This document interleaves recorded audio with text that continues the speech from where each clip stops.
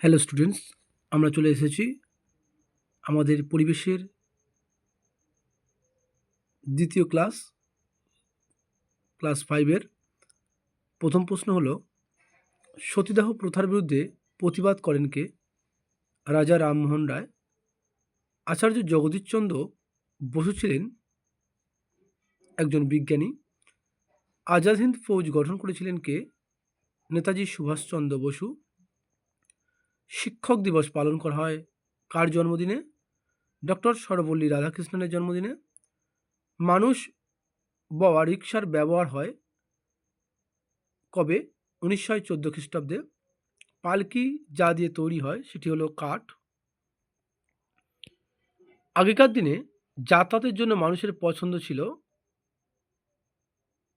নদীর জল, অর্থাৎ নদীর জলের উপর মানুষ ভেলা বা নৌকা দিয়ে যাতায়াত করত।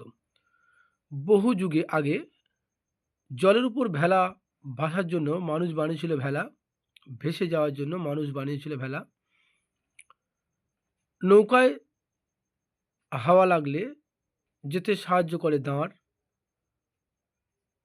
নৌকায় যাওয়ার সময় দিক ঠিক করে হাল। নিম্নোক্ত কোন জলযানে ইঞ্জিন যুক্ত থাকে না? পানসি। তোমরা পড়েছ পানসি কি, এটা একটা প্রশ্ন, যে নৌকার মতো দেখতে ছোট ডিঙিকে আমরা পানসি বলবো।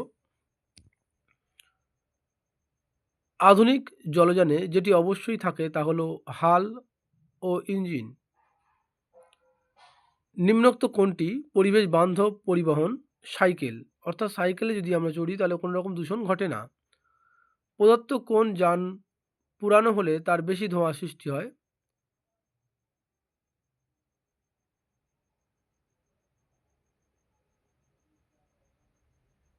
প্রশ্নটা একটু ভুল রয়েছে। মাটি ও জলের ক্ষতিসাধনকারী বস্তু হলো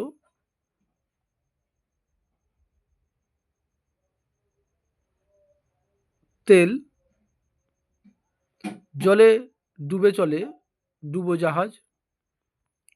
খুব সরু দুটি লাইনের উপর দিয়ে যেতে পারে ট্রাম। ট্রাম আমাদের কলকাতার একটা ঐতিহ্যবাহী যানবাহন। স্টিম ইঞ্জিন চালাতে গেলে লাগে কয়লা। বর্তমানে ট্রেনে বগির সংখ্যা 12টি, যদিও কিছু কিছু ক্ষেত্রে একটু কম দেখা যায়। মেল ট্রেনে বগির সংখ্যা থাকে 20 থেকে 22টি, অর্থাৎ মেল ট্রেনগুলোতে অনেকটা বেশি থাকে। আমাদের রাজ্যে প্রথম ট্রেন চলা শুরু হয় 1854 খ্রিস্টাব্দে, যেটা হাওড়া থেকে হুগলি পর্যন্ত। আমাদের দেশে প্রথম যাত্রীবাহী ট্রেন চালু হয় 1853 খ্রিস্টাব্দে। এই প্রশ্নগুলো খুবই গুরুত্বপূর্ণ। পৃথিবীর প্রথম সিনেমার বিষয়বস্তু ছিল ট্রেন। ফজলি আম পাওয়া যায় মালদহে। টাইগার হিল অবস্থিত দার্জিলিংয়ে। বক্রেশ্বরের তাপবিদ্যুৎ কেন্দ্র অবস্থিত কোথায়? বীরভূমে। টেরাকোটা শিল্প দেখা যায় কোথায়? বিষ্ণুপুরে। রবীন্দ্র সেতু অবস্থিত যে জেলায় সেটি হলো হাওড়া জেলায়। নেতাজি সুভাষচন্দ্র বসু বিমানবন্দর অবস্থিত উত্তর 24 পরগনা। হলদিবাড়ি শহর অবস্থিত কোন নদীর তীরে বা ধারে? তিস্তা। তিস্তা নদীর তীরে রয়েছে হলদিবাড়ি শহর।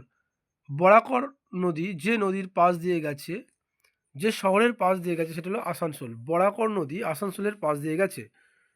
রাসমেলার জন্য বিখ্যাত জেলা হলো নদীয়া। বসিরহাট শহর অবস্থিত যে নদীর তীরে সেটা হলো ইছামতি। দ্বারকেশ্বর নদীর তীরে অবস্থিত শহর হলো শান্তিপুর। জলের স্রোত সবচেয়ে কম থাকে মালভূমিতে। নিচু জায়গায় বৃষ্টির জল জমে তৈরি হয় জলাশয়। দুধে লেবুর রস মেশালে যে পরিবর্তন হয় সেটি হলো যান্ত্রিক পরিবর্তন। নিম্নোক্ত কোনটি জল শোধন করতে ব্যবহার করা হয়?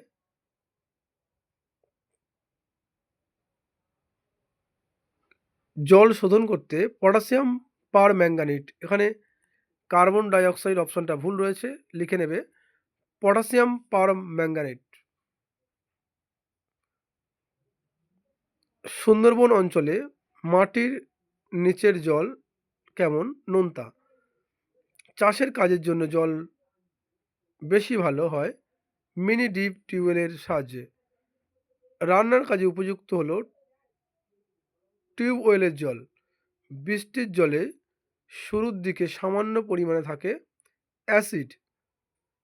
বৃষ্টির জলে সব থেকে ভালো ব্যবহার হতে পারে গাছের গোড়ার জল দেওয়া। জল বেশি নষ্ট হলে সব থেকে বেশি অসুবিধা হয় পানীয় জলের যোগানে। জলাভূমির যে প্রাণীটি ধরা বেআইনি তা হলো কচ্ছপ, অর্থাৎ কচ্ছপকে ধরা দণ্ডনীয় অপরাধ। জলাভূমিতে পরিযায়ী বা নতুন ধরনের পাখি আসে শীতকালে।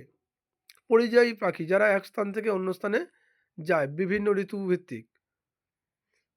কলকাতার নোংরা জমে পূর্ব কলকাতার জলাভূমিতে। কলকাতার নোংরা কোথায় জমে? পূর্ব কলকাতার জলাভূমিতে।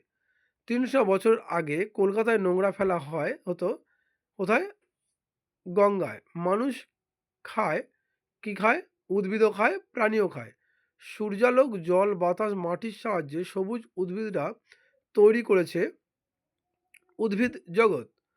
মানুষের দরকার উদ্ভিদ ও প্রাণী উভয়কেই। সাঁতরাগাছি ঝিলে পাখি আসে শীতকালে। লাল বনমোরগ দেখা যায় জলদাপাড়ায়। বর্তমানে মানুষ পোষ মানাচ্ছে মৌমাছিকে। বেশিরভাগ বনে যে বাঘ ছিল তা হলো ডোরাকাটা বাঘ। ভারত থেকে যে বড় জন্তুটি হারিয়ে গেছে তা হলো